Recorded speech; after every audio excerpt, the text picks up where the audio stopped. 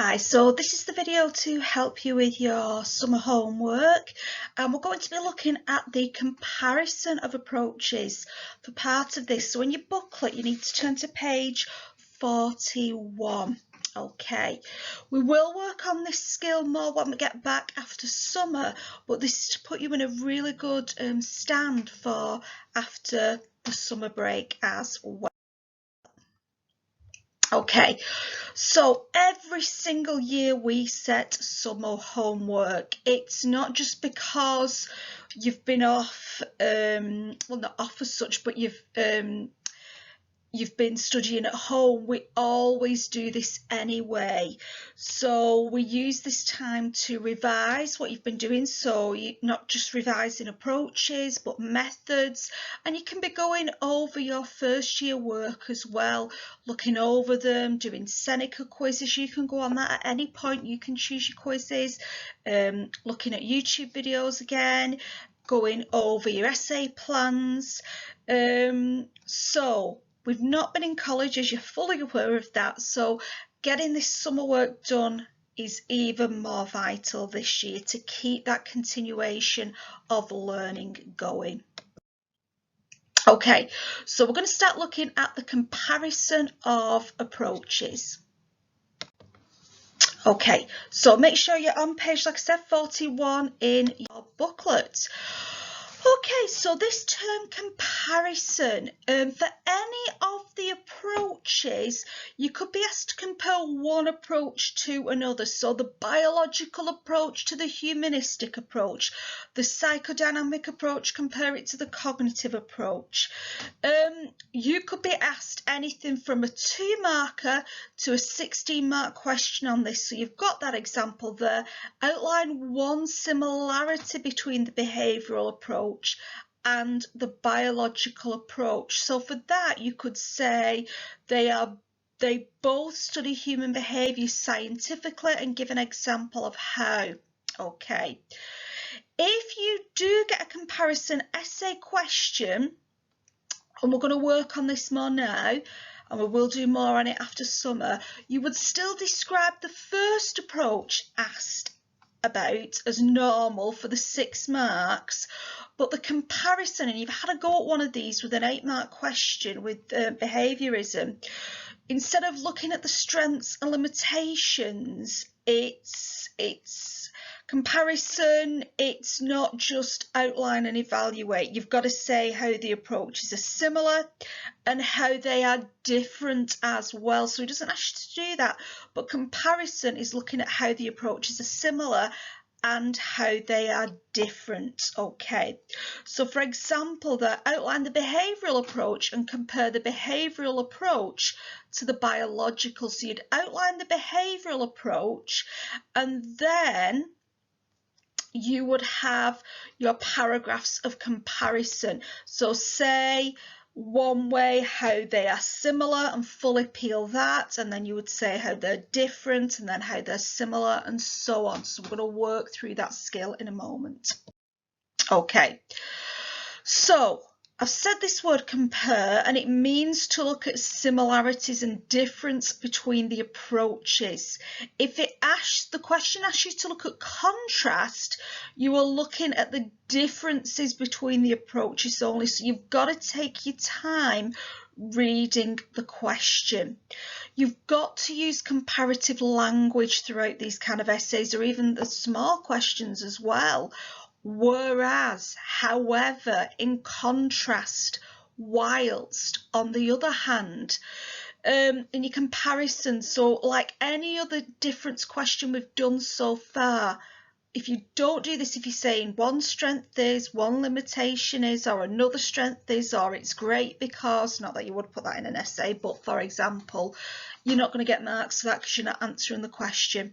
Okay, so to get the 10 marks out of the 16, it depends on the quality of your comparison, and we're going to look at examples of that in a moment.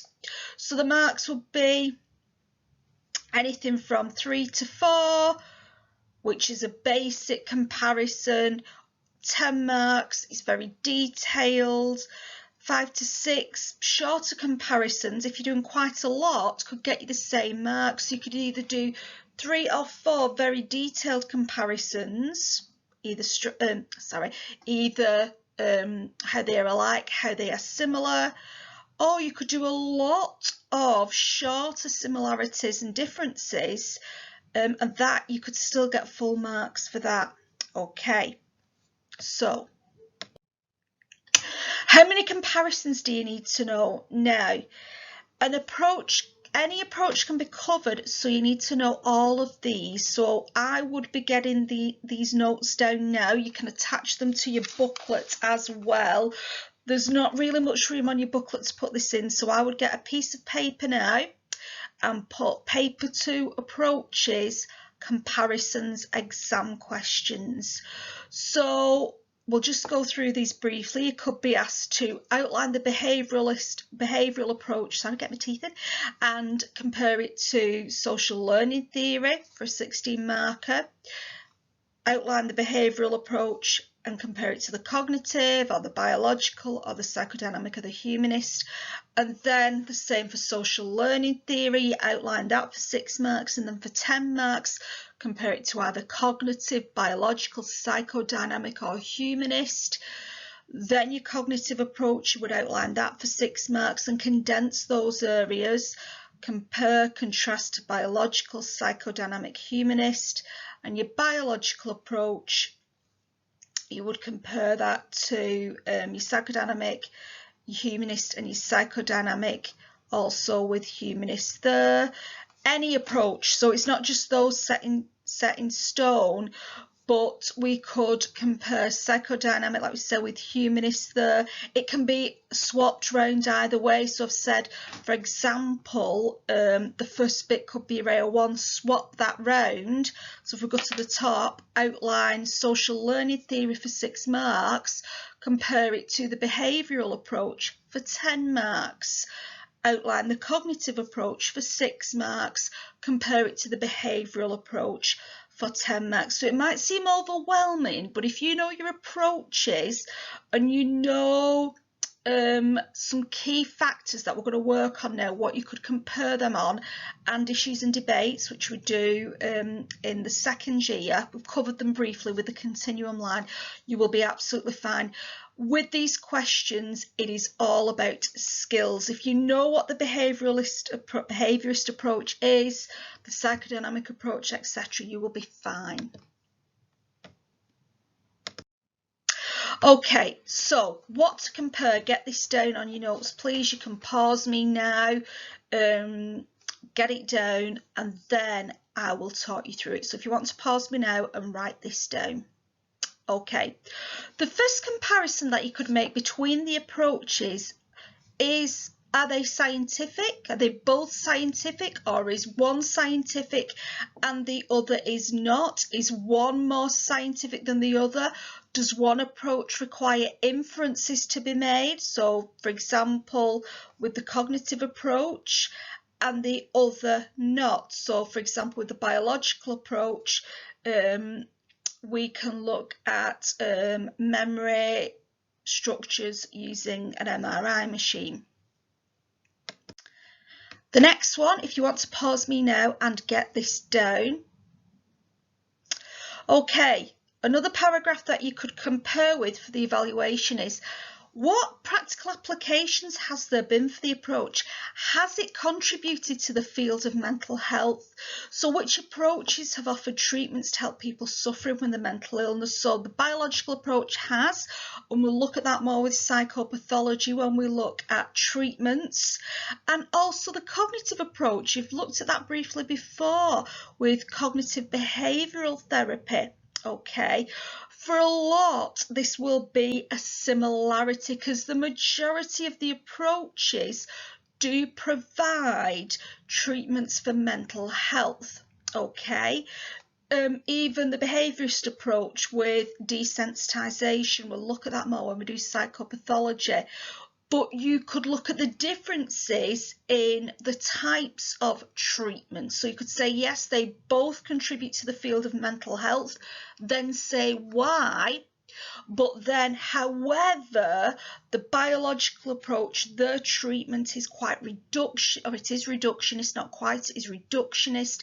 It only looks at treating depression with selective serotonin reuptake inhibitors, whereas client-centered counselling with the humanistic approach, that looks at treating the individual and is due to free will. So we'll work on that skill more.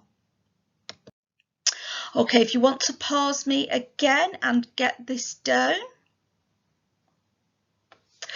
Okay, so what we're looking at here is, do the approaches that you're comparing take the reductionist view, so reducing human behaviour down and the explanation of it to a very simplistic level, looking at one point or one factor, or do they look at explaining human behaviour in a more holistic view? So if we think the cognitive approach with the example there, we're reducing complex behaviour down to the workings of a machine, input, process, output. So that's reductionist, whereas the humanistic approach, if you were asked to compare, for example, that looks at the individual in a more holistic way, explaining the human behaviour as a whole. Okay, and that's why we did that continuum. Okay, but we will work on this more. Okay, pause me again. So you've done this continuum. So is the approach on the determinist or free will side of the debate? Okay. Some approaches show hard determinism. Some support the existence of free will. So the biological approach supports or shows hard determinism. So human behaviour, it is due to genetics, it is due to neurochemical imbalances in the brain, it is due to neurological structures or damage, where humanism, on the other extreme, supports the full existence of free will, and some are in the middle. Okay, so we will look at that more. Okay, nature-nurture debate. You did the continuum in the previous video on the lessons for week 11. So some approaches are more focused on nature, saying that our physical factors in the brain or body, that has the largest influence on our behaviour. So that would be the biological approach. Actually, the psychodynamic approach looks, it's not hard nature, but it's close to the nature line on the continuum, psychodynamic approach, because it looks at instinctual drives based on sex. Okay, whereas the behaviourist approach, totally different, views human behaviour as explained through nurture. Okay, so we are born a tabula rasa. I mentioned that in the last video, a blank slate in Latin there. Our behaviour is only shaped by the environment. It's not influenced by internal factors. And the last one there, would they support the use of animals when studying human behaviour? Okay, now when we look at debates further, but as part of approaches, you can't put your personal opinion on this. It's not about whether they should use it or not, it's about whether they have and would they support that. So the behaviourist approach has used animals. If we think of Pavlov with dogs, we've got Skinner with rats and pigeons, developmental studies, etc. With looking at rhesus monkeys and attachment, where other approaches just would not use animals at all, such as the humanistic approach. Okay, so as well, if you want to pause me here, another paragraph, what you could talk about is, or just do you could do a lot of these comparisons and contrasts. The approaches you're being asked to compare, do they utilise modern advances, or are they still just using interviews to gather data? or case studies. So if we think about cognitive neuroscience, pioneering research, fMRI scans, EEGs, for example, compared to the psychodynamic approach, which still uses discussion and case studies and interviews.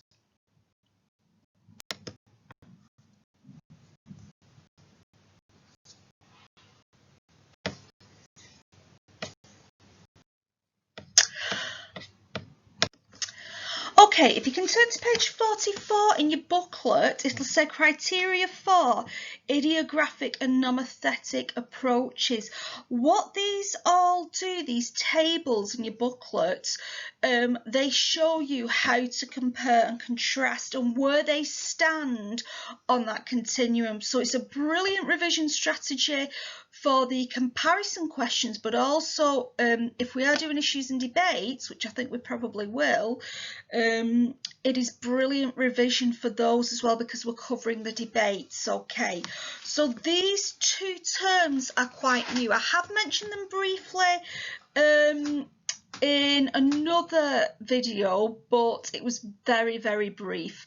So this is new content. So again, on your notes, write these down, and also as well, if you want to, you can put this on page 44 so you understand what ideographic and nomothetic views mean. Okay, so if you remember with the ideographic, if you remember the I for individual, okay, so this assumes everybody is unique. So the humanistic approach assumes everybody's unique.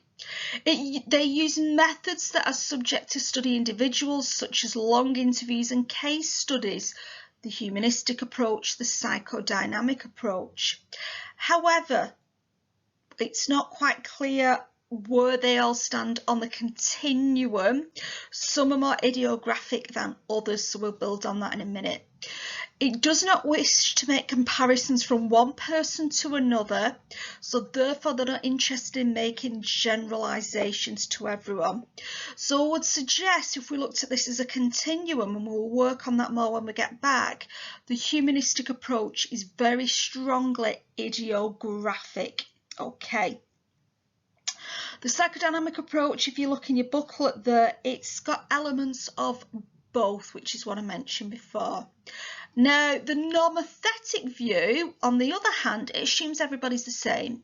It uses controlled methods such as lab experiments, and they like to make comparisons between people in order to spot patterns of behaviour and then make generalisations to everybody. So I've put there, can you spot which approaches support these views? So the biological approach, the behaviourist approach, because it is used in laboratory experiments as well. So if you look in your booklet there, the biological approach, you might want to highlight that. This approach is nomothetic, as it suggests we share a common physiology and biochemistry. That is the difference within these that explain the variance in behaviour between people. Okay, so those are new terms for you. So ideographic, those approaches look at the individual. Remember, I for individual. And nomothetic assumes everybody is the same. Okay. So what I'd like you to do now is get your Venn diagram worksheet. You don't have to print it out, you can just draw your own Venn diagram, but this is just to help build your skills on how to compare and contrast, okay? If in the exam it's a 16 marker and it says outline one approach and compare to another, if it says compare, you must do compare and contrast. If it's say an 8 mark question and it just asks you to contrast, that is all you do. Sorry, that's the exam board who wants it like that. Okay, so we've got the behavioural approach and we've got the psychodynamic approach. So let's have a look at how the behavioural approach is different to the psychodynamic approach. So pause me and get this down. Okay, so The behavioural approach, you could say it's scientific, it focuses on observable behaviour, it's empirical. Give an example of that. So, e.g. Pavlov studying classical conditioning with dogs, Skinner with operant conditioning. However, when we compare it with the psychodynamic approach, in contrast, if we go to the right-hand side now, it is unscientific, the psychodynamic approach. It focuses on the unconscious mind, which cannot be observed, and you would explain why, and it's unempirical, okay? We can't get a true study here, okay? It's very subjective. Then we would say the behaviourist approach is reductionist. It reduces complex behaviours down to simple stimulus response learning. Okay, and then you would say, on the other hand, or in contrast, or whereas, if we go to the right hand side now, the psychodynamic approach is more holistic. It incorporates nature with the id, so you talk about the sexual drives there, and nurture with social morality, with the ego and the superego, and how these factors interact. Your human behaviour is not just due to the unconscious, there are other factors involved, such as the pre-conscious and the conscious. Then on another paragraph you would say the behavioural approach uses animal studies. People such as Pavlov, Skinner carried out a great deal of research on animals, and it tries to generalise the findings to humans. You don't need to go into a criticism there. You then need to say, on the other hand, the psychodynamic approach uses case studies. Although it's based on a limited number of studies and a limited number of research, it's all focused on humans, which can hopefully help to understand human behaviour. And then in the next 2 points you could say both the behavioural and psychodynamic approach have practical applications. This means that both approaches have led to treatments for mental illnesses. For example, okay, we have systematic desensitisation, that is SD there, in the treatment of phobias, and psychoanalysis, and we give some examples of what that is. They are both determinist. Both approaches argue our behaviour is caused by factors outside of our control. The behaviourist approach suggests it is due to environmental control, and the psychodynamic approach explains that it is psychic determinism, so the unconscious, we cannot control that. So that is how you would answer these questions. It might feel a bit wordy. You've been so used to the peel, making your points, explaining what it is, giving an example, linking back to the question. This is very different. It's not one strength is, this means that, etc. You are in a constant debate, okay?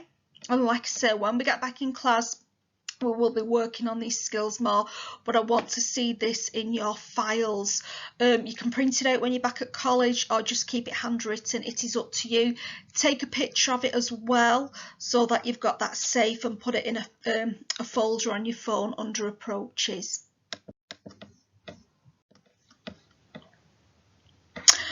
Okay then, let's have a look at another example. So get a Venn diagram ready or just draw one. Pause me, get this down, and then I will explain it.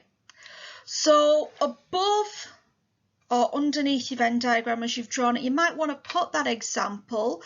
So outline the cognitive approach and compare to the humanistic approach, 16 marks. Or swap it round, outline the humanistic approach and compare to the cognitive approach, 16 marks. So this is your plan for that. Okay, so the cognitive approach is scientific. This is for the evaluation part, remember. So these would make your paragraphs for the evaluation paragraph, sorry. So it's scientific. Despite making inferences, it does focus as much as possible on observable behaviour. And you don't need to go into, explaining the multi-star model of memory, etc., and how we've studied that. Just briefly state an example for it. Then you would state, whereas, or on the other hand, the humanistic approach is unscientific. It rejects the scientific model. It says that, we shouldn't be understanding human behaviour through science, and it favours non-experimental methods such as interviews. And it's developed client-based counselling as well. Also, the cognitive approach, it is reductionist. It reduces human behaviour down to the level of a computer. This is known as human reductionism, man as a machine. Whereas, or on the other hand, the humanistic view, or the humanistic approach, it's more holistic. We're not reducing human behaviour down to specific variables, okay? And we've got to really understand the whole person rather than looking at a little bit of memory, etc., or saying that the human mind is like a computer processing system. Then you would need to go on and say, both of the approaches have practical applications. So both approaches have led to useful therapeutic treatments, okay? So we've got CBT with the cognitive approach, which is very popular now. It is very useful, and also the humanistic approach set the standard for counselling initially, that client-centred counselling, which is still used to this day. Both approaches as well are less deterministic. You might think, the cognitive approach, though, it's machine reductionism. Yes, it is, but it's not deterministic. We're not saying it's not totally deterministic, but it's less deterministic than other approaches. So for example, the cognitive approach would argue we think before we respond most of the time, okay, known as soft determinism. And the humanistic approach, it's all about free will. It's not deterministic at all. It's suggesting you choose your actions. Okay.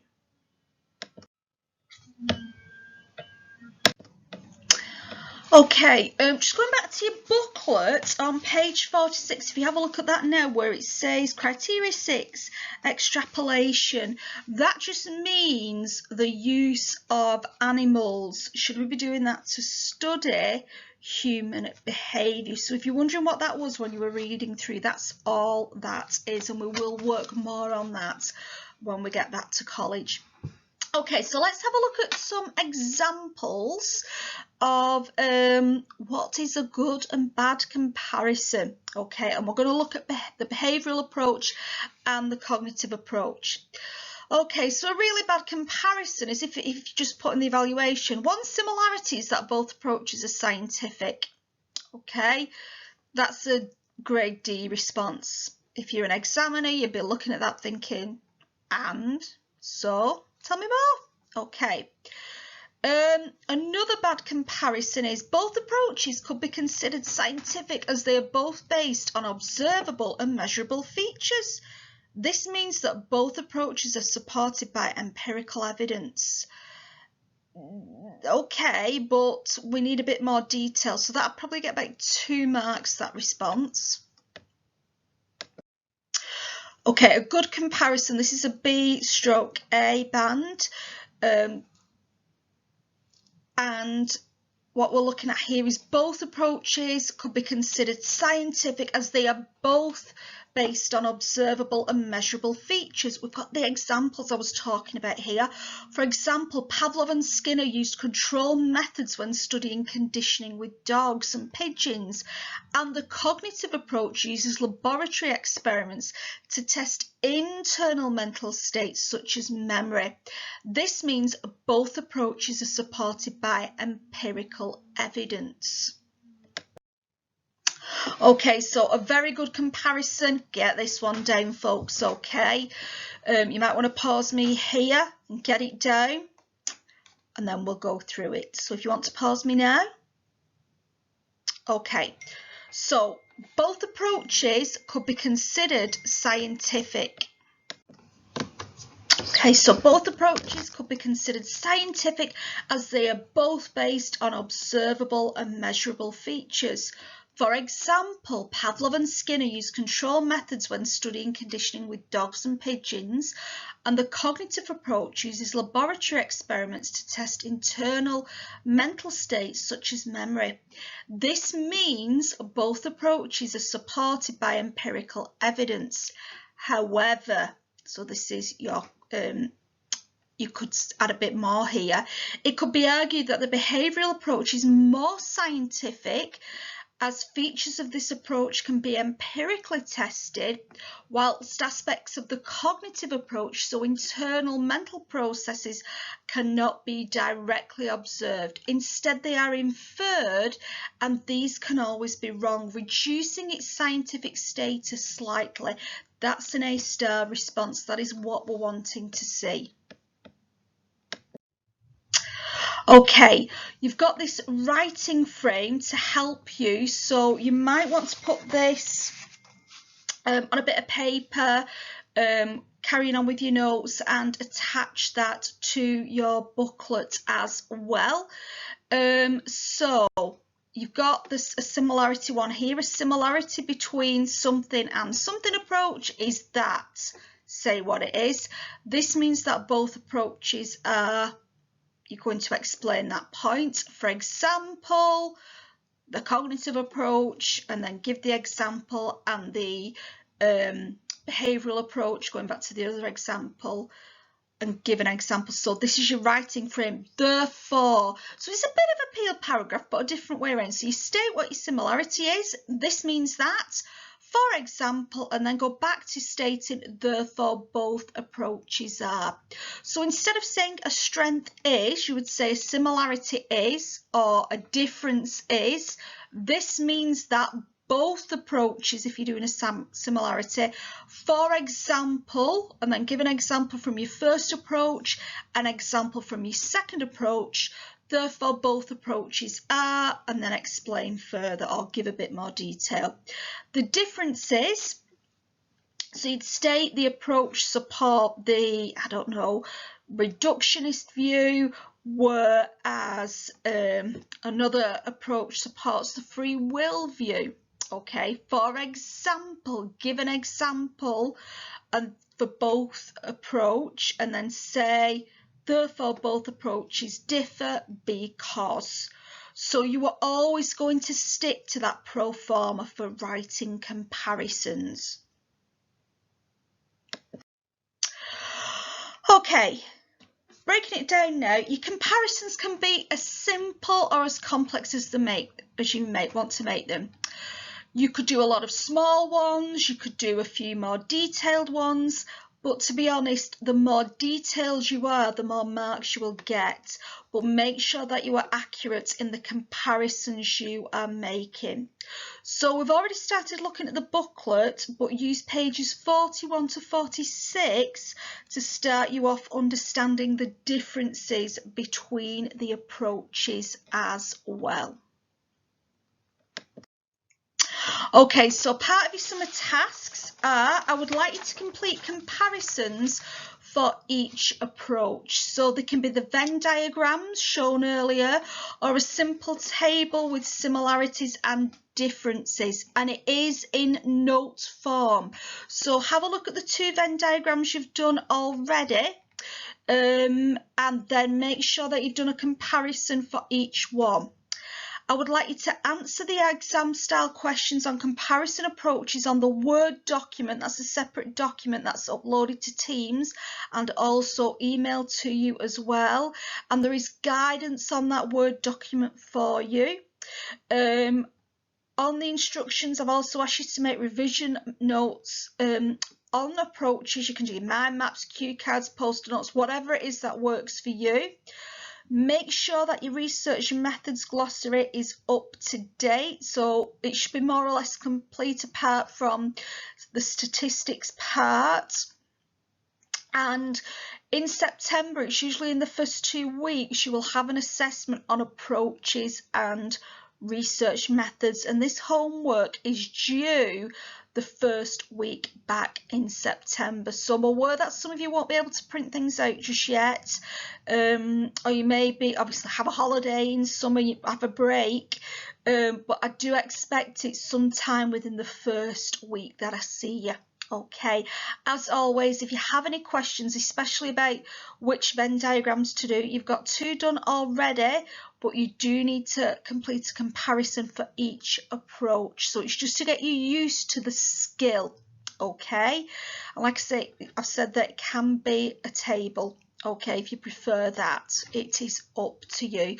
We prefer a Venn diagram because you can put the similarities in the middle, but again, that is up to you. You might want to do differences and just similarities. It is really up to you, but I personally prefer a Venn diagram because you can see the differences and the similarities, but it is up to you. So if you have any questions, just email me. I'm available at the moment until the 3rd of July. That is when staff finish for the summer term, but I will still keep checking my emails, and I hope that has helped somewhat.